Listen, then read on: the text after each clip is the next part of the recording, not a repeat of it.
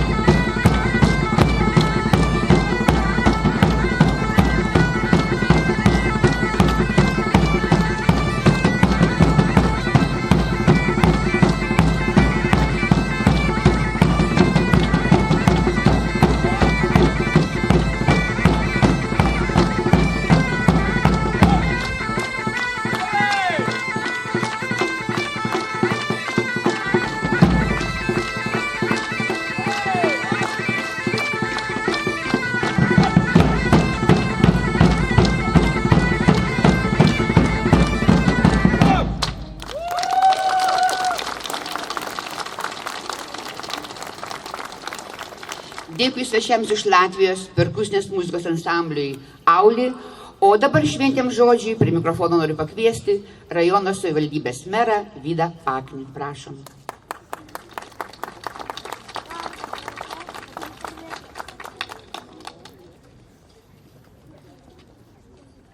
Gerbėmieji, kovo 11 viena iškiliausių mūsų šalies istorijos datų. Šiandieną kartu minime 24-ąją nepriklausomos valstybės atkūrimo sukaktį.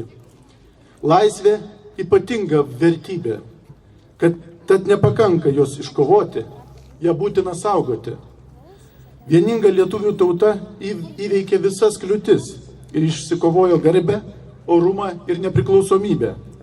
Tačiau tai ne pabaiga. Dabar, praėjus beveik ketvirčiui amžiaus, po atgimimo mes turime prisimti atsakomybę už tai, ką būdami laisvi darome ir kokias vertybės diegiame savo vaikams.